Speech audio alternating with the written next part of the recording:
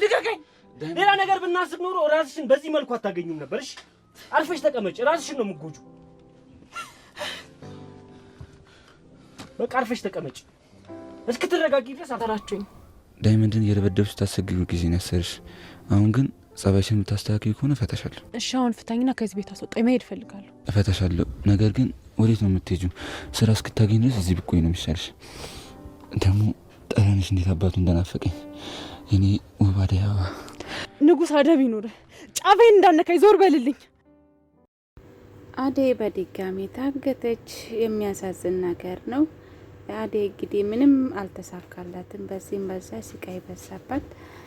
ፍቅር አሰቃይታለች እና እዛ ቤት መኖር አልችልም፣ ከፍቅር ጋር ካሁኑ በኋላ መኖር አልችልም፣ በክቶኛል፣ እናንተ ባትሉ እንኳን እኔ ከዚህ በፊት በክቶኛል ብላለች። አደይ የመጨረሻ ነው የወሰነችው። ቢሆንም ግን ባርኮት እንድትቆይ ፈልጎ ነበረ። እናቴ እዚህ እንድትቆይ ትፈልጋለች እባክሽን ብሎ ብለምናት እንኳን አይሆንም ብላ ወስና እየሄደች ግን ደግሞ በድጋሜ ዘለቀና የዘለቀ ጓደኛ አንድ ላይ ሆኖ አደይን አገቷት። እንግዲህ ውድ ቤተሰቦች እንድናችሁልኝ አደይ ድራማ ክፍል 32 ተለቋል። ተገብታችሁ ይሁት። የዛሬ ቀኑን ደግሞ አደይ በድጋሚ እንደታገተች ነው። አግቶታል ዘለቀና ያው አደይን የሚወድ ልጅ አንድ ላይ ሆኖ ነው የአገቷት። የዘለቀ ግን እኔ በጣም ነው ጥያቄ ሆነብኝ። እሷም ጥያቄ ሆኖባታል። አደይ አብሮ በልቶ አብሮ ጠጥቶ በብር ቀየራት። አሁን ደግሞ በድጋሜ ይሄ ነገር አሰበ መከረ ማለት ነው። ጓደኛው አደይን ለምን አጣልፋትም? ለምን አታግታትም? የራስን ማድረግ እኮ ትችላለህ። እኔም የሆነ የተወሰነ ብር አግዛለሁ።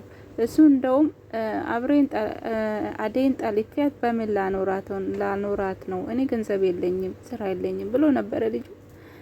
ዘለቀ ደግሞ እኔ ትንሽ እሰጥሃለሁ፣ ስለዚህ አደይ ማሄጃ ስታጣ ካንተ ጋራ የግድ ትኖራለች ብሎ እንትን አለ ማለት ነው። ልጁም በቃ ይሄንን ተቀበለ። መንገድ ላይ ጠብቋት እሷ አዞራት ነበረ። ያው የፍቅር ጭንቀት የብዙ ነገሮች ጭንቀት ተደራርቦባት ራሷን ስትስት በዛ ይዞ ወደ ቤቱ አስገባት። ወደ አስራት በቃ አገቶት ማለት ነው። እና ግን ፍቅር የ2 ወር ደሞዝ አልሰጠቻትም። ደሞዛንም ባልታለች።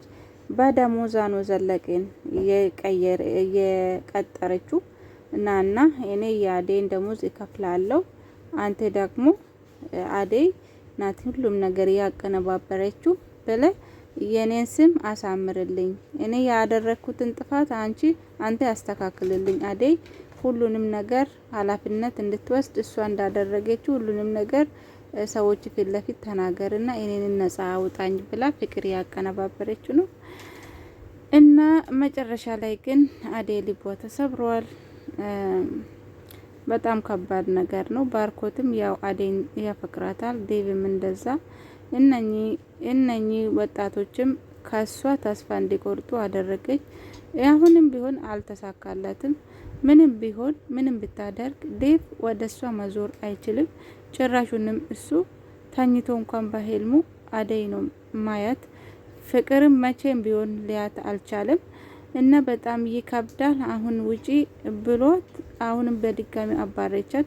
ግን ደግሞ አደይ ከምትወጣ በፊት ፍቅርን ተበቀለቻት።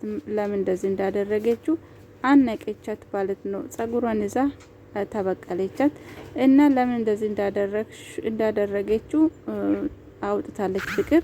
ዘለቀ እንግዲህ የፈለግሽውን ብር ከሰጠሽ የፈለግሽውን ማድረግ ትችላለች፣ ፈለቀ ያው በብር ይታለላል ብላለች። እና የሚገርም ነው።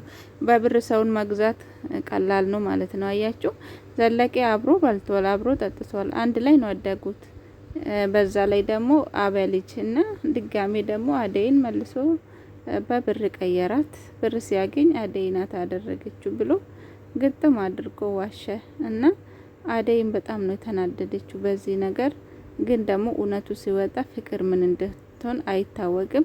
የፍቅር እናት እንግዲህ መምጣቱ አይቀርምና ይሄ ነገር ሲወጣ አደይ በጣም ውድ እንደሆነች ነውና ግን አደይ ዛሬ እውነቷን አውጥታለች። እኔ የጊዜ ጉዳይ ነው እንጂ የኔ እድል ካንቺ በላይ ሊያኖረኝ ይችላል፣ ሰው ሁሉ እኩል ነው የተፈጠረ እያለች ነው። እውነታ ነው።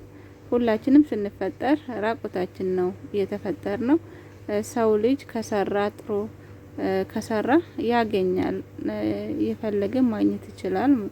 እንደዛ ነው። ግን ያው ፍቅር እንደምታስበው አደይ በጭራሹ ህይወቷ ውስጥ ጥሩ ነገር እንደሌለ ነው አይታወቅምና በዛሬ ቀን ደግሞ ሊዲያና ፍቅር ተጣልቷል።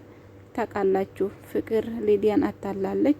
ለምለምም ከዛ ቤት አባረርልሻለሁ፣ አደይ ደግሞ ከዚህ ቤት እንድትባረር እናደርጋለን፣ አንድ ላይ ተባብሎ ነበረ። የአደይ ከዛ ቤት ስትባረር የለምለም ደግሞ ምን አገባኝ ብላ በቃ እንትን ካደቻት።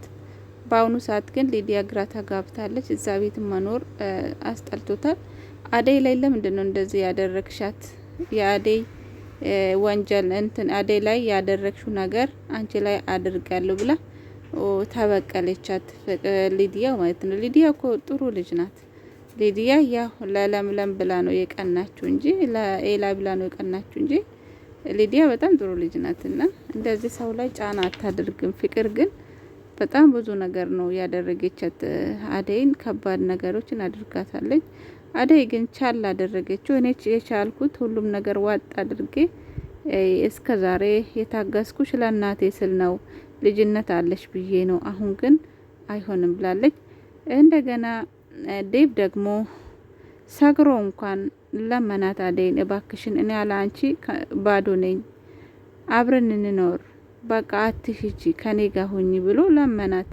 አይሆንም፣ እኔ ካንተ ጋራ መሆን አልችልም፣ የምትወደኝ ግን በጣም አደንቃለሁ፣ ቢሆንም ግን ካንተ ጋራ መኖር አልችልም ብላ ሄደች ማለት ነው። ፍቅር ግን ያ ጊዜ አንድ ላይ አልጋ ላይ ስታያቸው ሌላ ነገር መስሏት አደይን አነቀቻት።